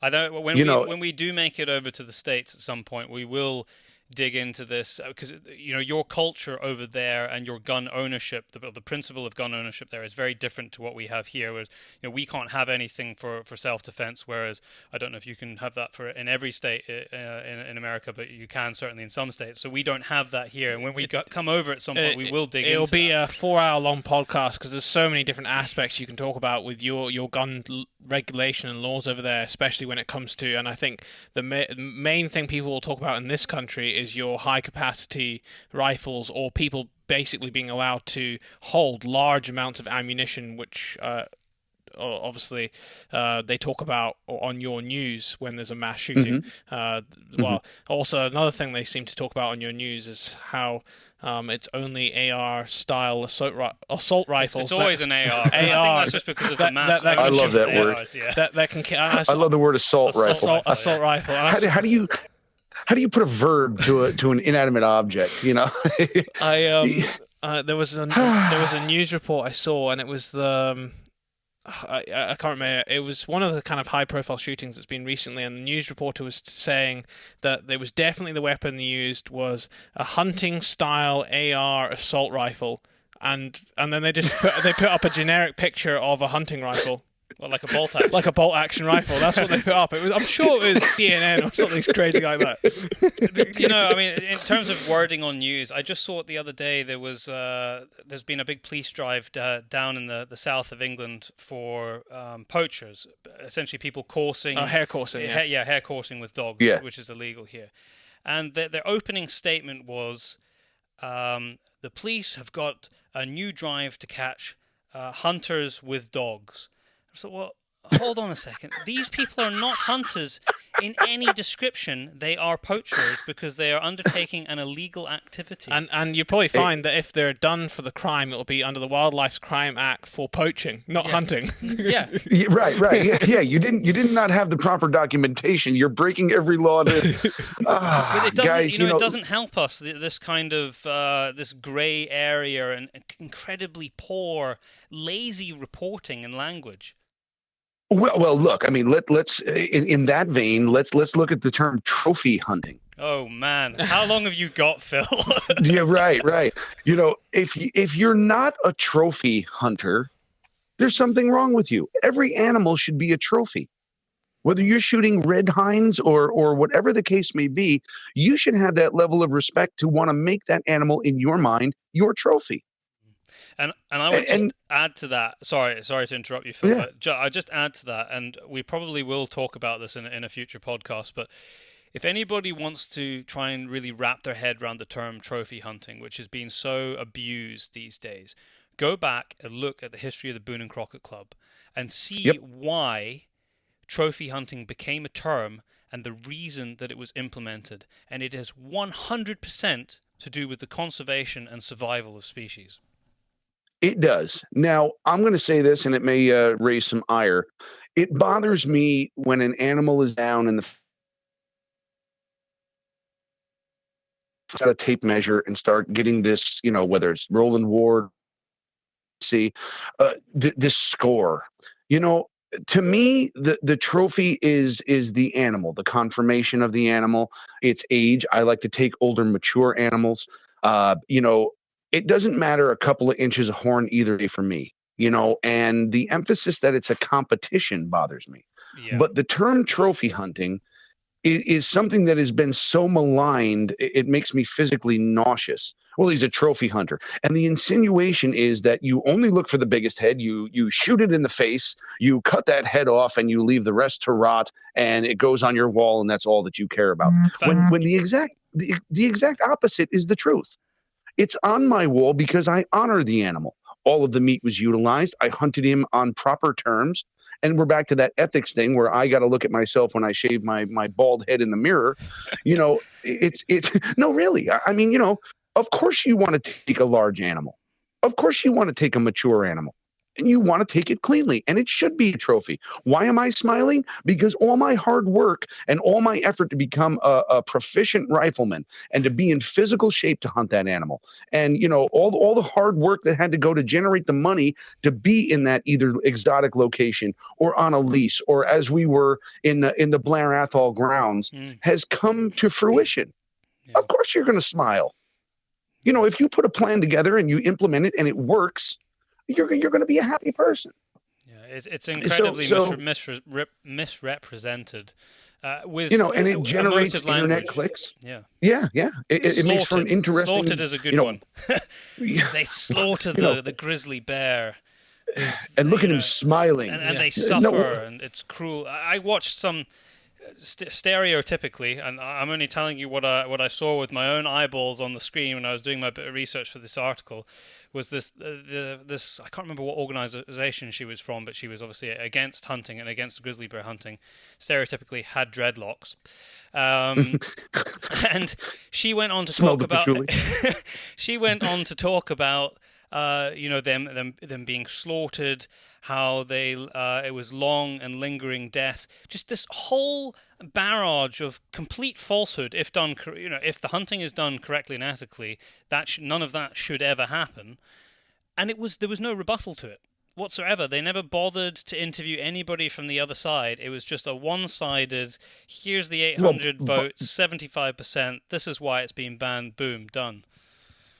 I wish, and I film when we were in the Scottish Highlands, I would love to see that come out and have everybody watch, number one, the strict rules that the stalker puts onto the hunter.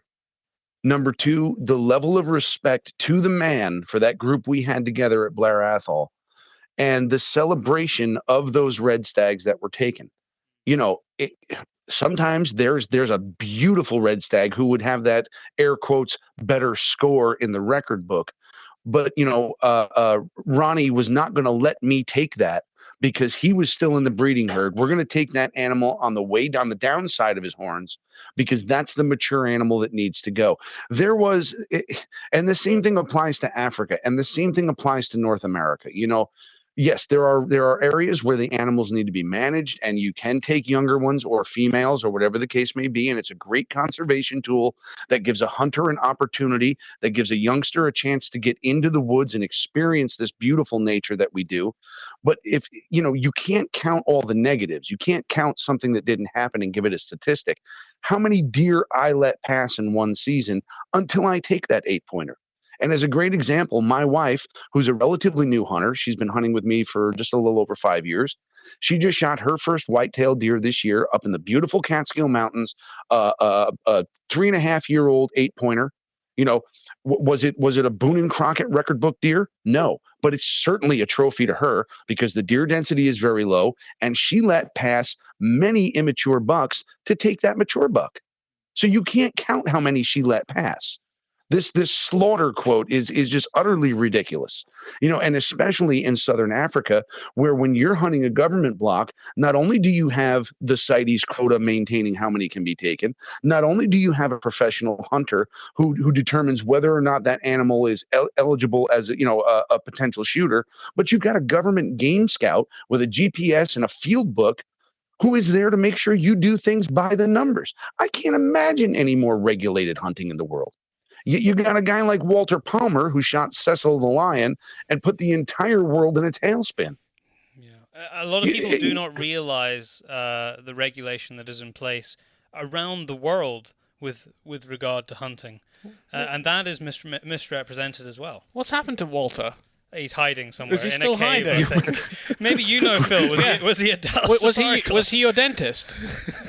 He was a dentist from, I believe it was Minnesota, and don't quote me on that, but I think it was the Midwest U.S. I wonder if he's still practicing.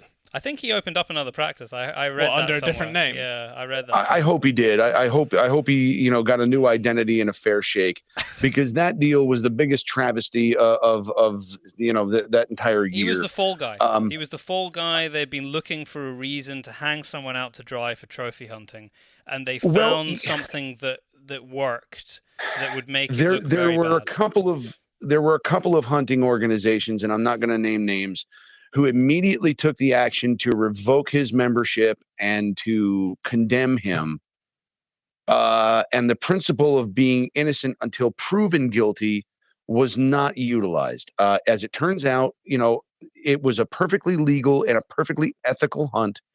We can get into the bow hunting of dangerous game on another podcast, but I can say this. I hunted the very block where Walter Palmer shot that lion. And I did it 5 or 6 weeks before he was there, back in 2015. So what I can tell you firsthand is there is very little plains game there, and that's probably due to poaching because of the population.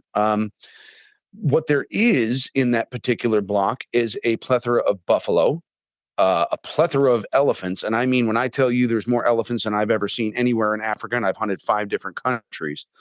But we were actually chased by a pride of 5 lionesses, gaining on the vehicle at probably 30K. The trackers are in the back beating on a pot. They're buona, buona, shumba, shumba, huppa. And I'm going, what? I turn around and it's, just after dark. And in the taillights, I can see these lionesses gaining on the vehicle. Wow. And I'm going, give me the rifle. It was crazy. So my professional hunter stops the vehicle. I said, what are you doing? He goes, well, don't you want to see him? I said, see him. I click on the flashlight. They're 5 meters right there. So, they're and the whole Hwange, I believe it was Oxford University that was collaring the lions. It was, yeah. That.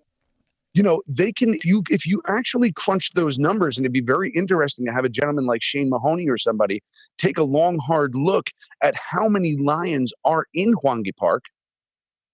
There's probably an overpopulation of lions in that area. For the amount of game. Sure. And that's why Cecil was on quota. So, again, getting back to wrap the whole thing up, you've got organizations like DSC who are doing great things, taking the measures to get people like Craig Boddington, who they put on the news regarding Cecil the lion, to be a voice for the hunters and dispute some of this very shoddy, very haphazard reporting.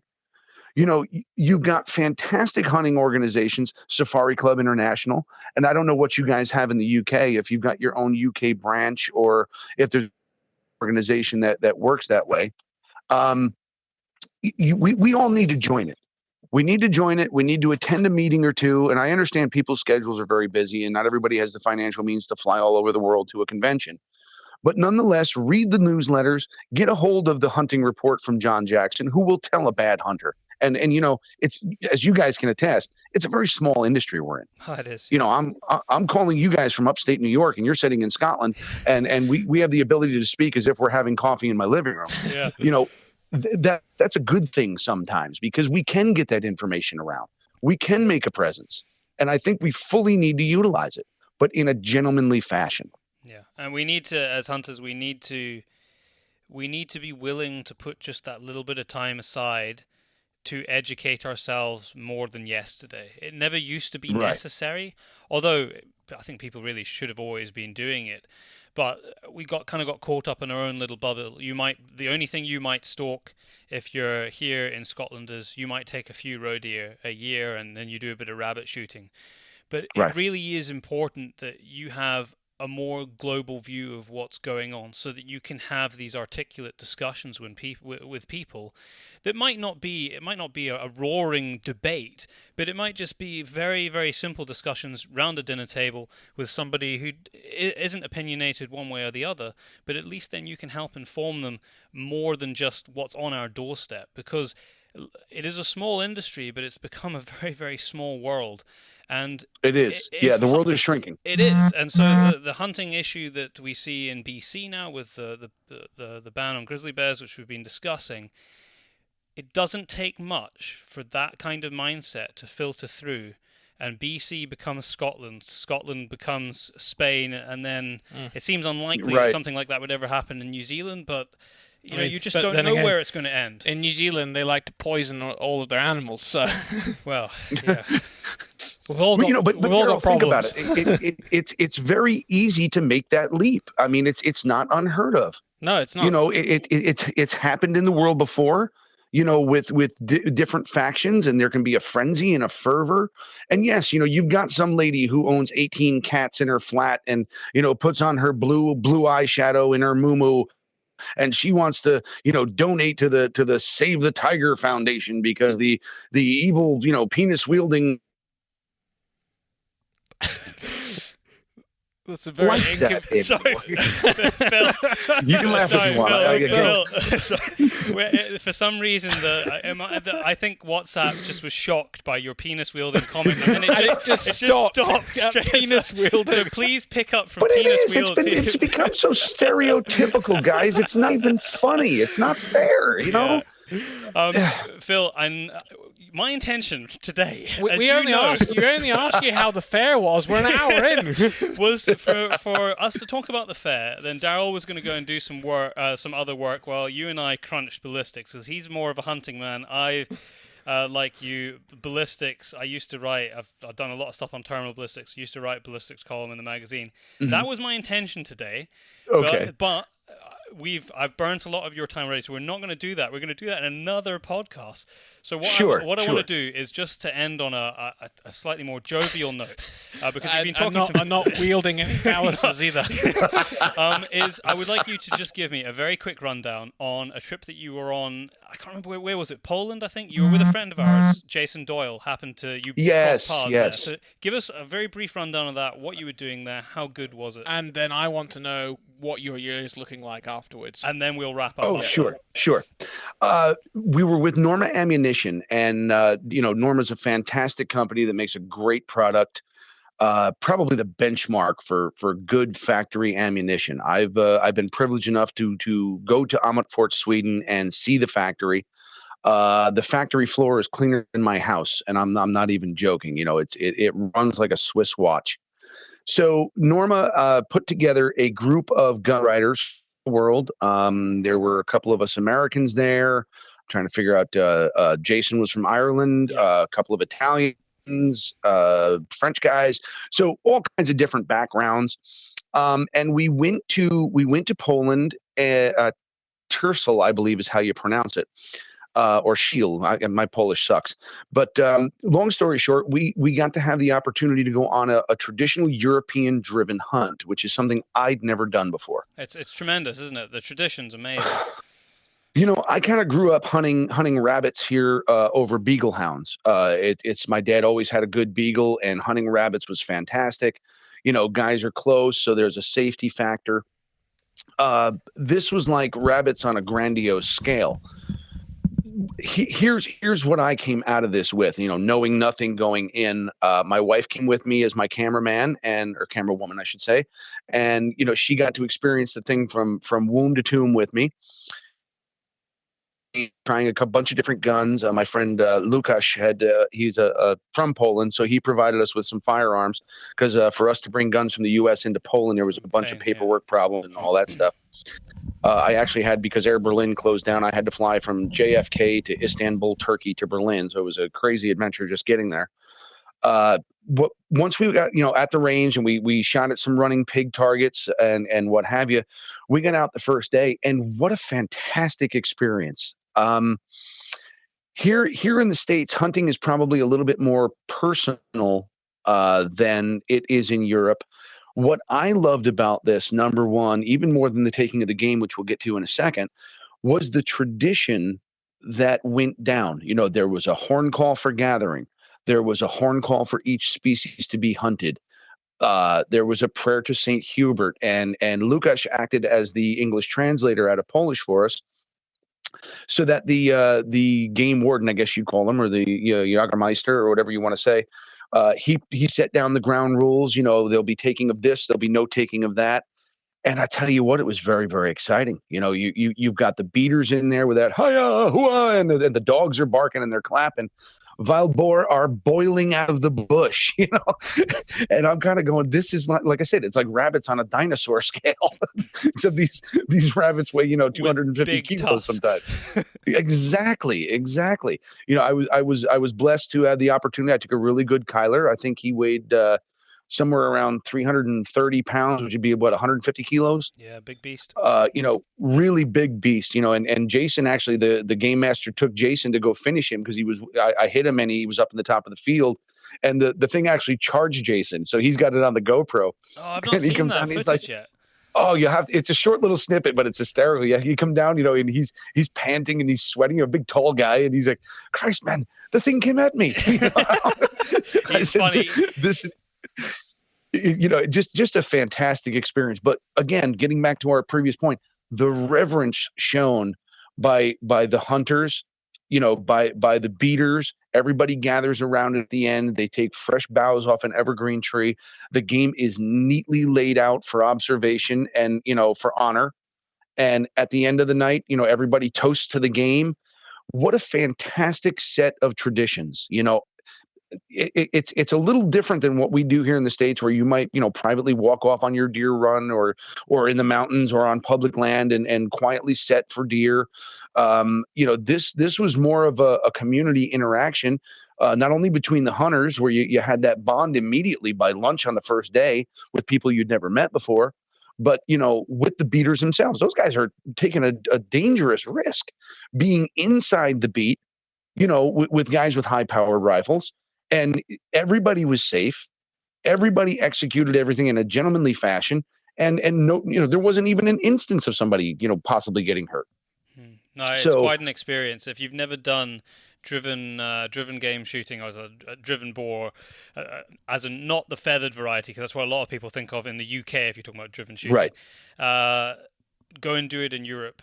Find a good place to do it, though, because there are actually quite a lot of cowboys who offer driven shooting in Europe. So find someone who can recommend a good place and do it, because it's amazing. I could easily see where that could get very, very dangerous, especially if you had some guys whose morals were questionable. They always explain 30 degrees away from your partner, shoot down into the beat at a wild boar. If there's a stag you want to take, he's got to come out of the beat, out of the perimeter. And obviously it works because, that tradition has been handed down for quite some time. But, as an American hunter, that was entirely new to me. And I was, I got my little medal on the wall here. I was vice king one day of the hunt, which was cool. So I did plan an assassination attempt and a coup on the king for that day, but it failed. But no, Jason's a hell of a guy. And again, that getting back to that DSC family hunting mentality, that was a fantastic opportunity throughout the day to spend time with people I'd never met from a land that I probably wouldn't have gone to. And were it not for this, hunting experience to bring us all together, maybe would have never met them, and I'd have been a poorer man for it. We're all friends on Facebook now, and remember when that boar charged you out there in the asparagus field, and all those silly little memories that will stick with you for the rest of your life. It is a brotherhood. The hunting fraternity. Oh, undoubtedly. Is undoubtedly, but and I all encompassing. When I say brotherhood, I'm not being sexist, but all encompassing, male and female. It's a brotherhood. Right. It's a family unit. You know what I mean? Everybody's, happy for the other guy when he or she got their animal. Oh my Lord, that's beautiful. Look at the tusks on that big Kyler, or, that shot you made was fantastic. And every effort was made. They had a set of dogs just for the recovery of game. So, I'm pretty proud to say that on that hunt, and I think it was a 3-day hunt, we had 11 hunters. So there was a lot of shooting going on. We didn't lose one animal. Oh, that's fantastic. So that's fantastic. That is the great utilization of him. And again, I'm sure that the finances produced by that are what go back to preserving those areas so that they're not developed and that game can live. Well, yeah, there's a lot of management. I can't speak for Poland, but where I've done driven shooting in Germany, certainly there is a lot of management goes into the woodlands there, and it costs a lot of money. So it was also great afterwards because I did not know that you could buy good Polish vodka in any convenience store throughout the country. So that was I'm a fan of the bison grass vodka personally. Yes. We get it here actually. You can buy Polish vodka from nearly any convenience store in Scotland. Yeah, we get bison grass here. We got quite a large Polish contenders here. We're doing something wrong here in New York State. I can tell you that because there should be more convenience stores that sell good Polish vodka. In the US or in your state, like in Australia, when you want to buy alcohol, you have to go to the bottle shop or the bottle-o, as they call it. The bottle-o, yes. Is that the same in where you live? You have to go to the bottle shop. You can't just go to Walmart. a Walmart or a local paper shop and pick up any drink you want. Well, yeah, it's a little different here in New York, and it varies state to state. For example, we can buy beer in, beer and like a wine cooler kind of thing in our convenience stores. Yeah. So what? But we for hard liquor and wine and that we usually have to go to a bottle shop. When you go to Las Vegas, the convenience store have a full blown liquor store within it. A little and you Walgreens can get married or in the whatever. convenience store too. Well, yes, you can actually marry somebody behind the counter at the convenience store if you so choose. They have several polygamists there if you just want to say I got married. So it does vary from state to state. I know Texas for a while. I remember we being astounded they had a drive-through daiquiri shop. See, when I lived in Perth, that was the one thing I found quite a funny dynamic was that, I need to go and get my beer for the weekend. And then I went through the drive-through to get my beer. It was just one of these strange things. We don't have that. We just don't have that here. And guys, something I like Texas mentality because there are times on my ride home where, damn it, I need a daiquiri. And if there was only a drive-through daiquiri shop here, I'd utilize it. There's nothing better than being passed through a case of 24 cold ciders in your car while you're driving. Good to go. Yeah, as long as the drive's not too long home, otherwise I'll be gone. Phil, exactly. I don't want to take up too much more of your time because I know you need to get back to work. So give us you asked me about my year? Yeah, rapid year rundown. Okay. Real quick, I've got some new experiences that are going to be fantastic. We're headed to Alaska for the first time. I haven't been. It's the 49th state. It's the biggest state in our union.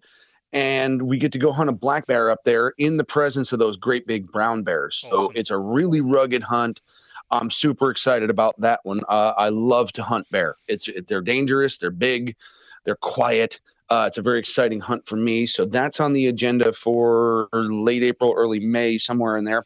Another flight I need to book.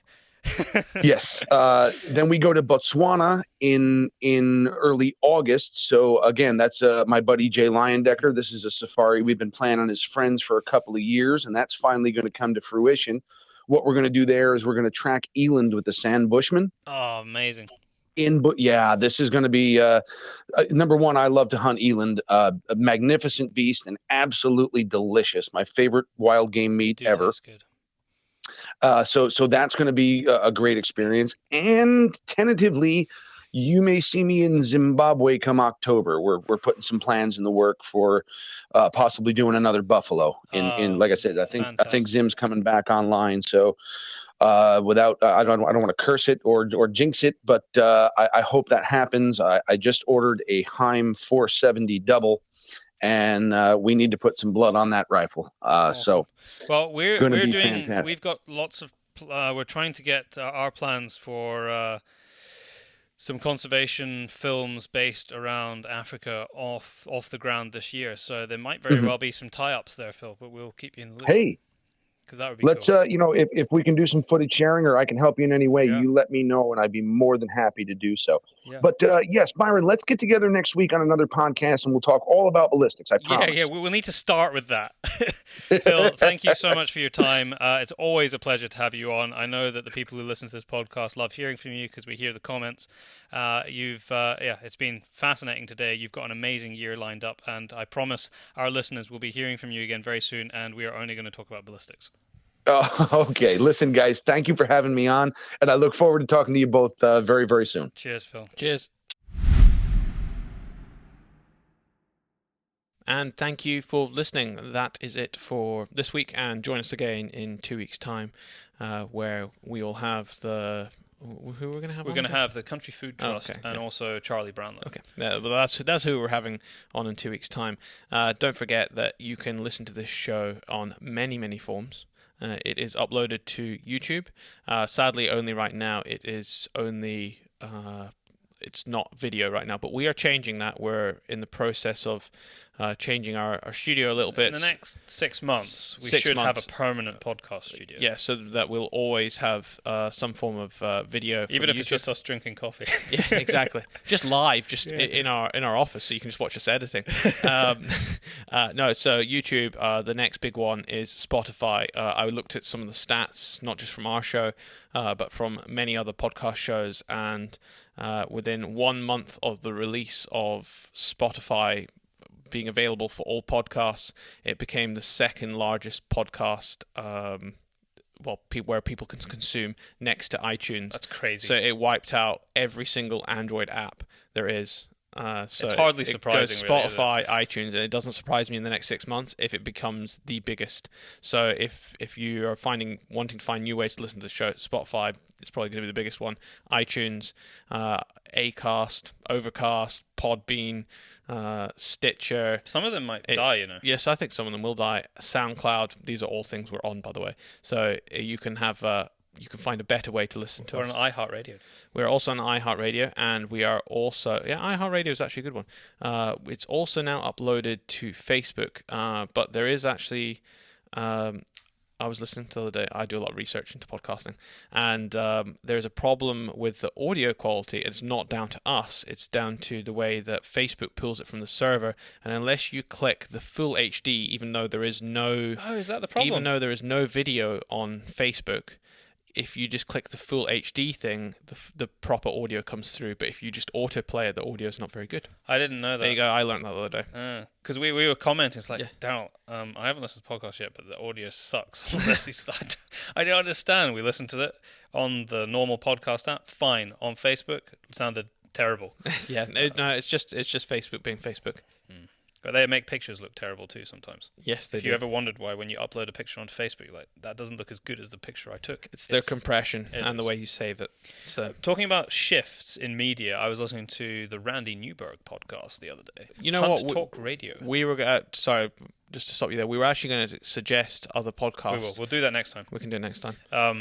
But yeah, Hunt Talk Radio is also very good with Randy Newberg, and he was talking about how the way that people consume the film, hunting films, has changed.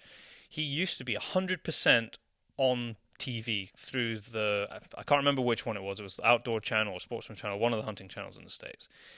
He aired his last show like last week or the last 2 weeks. His shows are now available on Amazon, and then they're available for free, or like Amazon Prime, and then available for free on YouTube. And now he has an 80-20% split. So 80% of everything that they produce is watched online and streamed. And only a few years ago, it was basically 100% on TV. It doesn't surprise me. It doesn't surprise me because the shift is...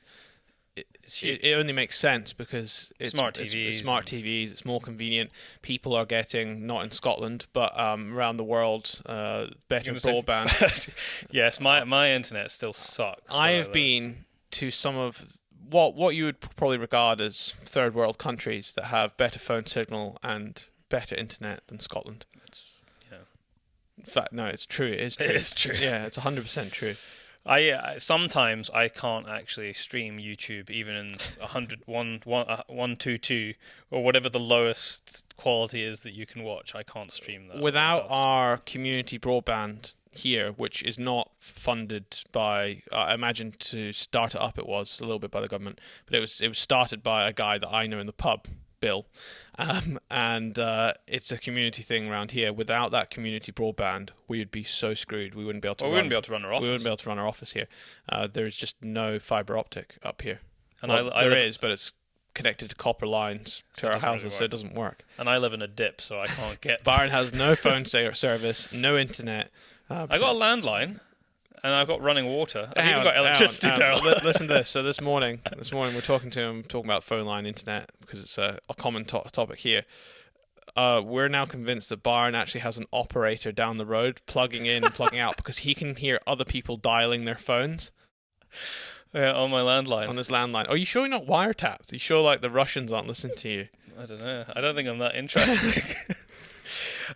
Very last thing to mention is we had a new film out right at the start of the year. We might have actually mentioned it on the first podcast. I can't remember. We had a new film out on a slightly different topic for us, actually, which is hunting with hounds for foxes, and the reason why that goes on, why it's useful for the countryside, and who it benefits. And currently you can watch it on the Countryside Alliance Facebook page. So it's on YouTube as well. It is on YouTube. It's on the Pace Productions UK YouTube channel, which is our production company YouTube channel, which is a whole mash of different stuff we've done for clients. Yeah. So it is on there, but it's also on Facebook on the Countryside Alliance page. I think it's the most recent video. Yep. And look out in coming weeks. We are going to start bringing out a few short videos on our Pace Brothers channel. We have a lot of channels. We would have loved to have done it sooner, but we've just been so busy. We've been too busy making films for other people. Yeah. We're going to have a couple of films showing at IWA, by the way. We've got a film showing at SHOT Show right now. And we've got some of our photography. Photography at SHOT Show. And then I imagine we'll have some photography and definitely films at IWA. Yeah. So that's pretty cool. That will be good. So and we'll be recording shows from there. So we're going to grab as many guests as we can and record a number of shows.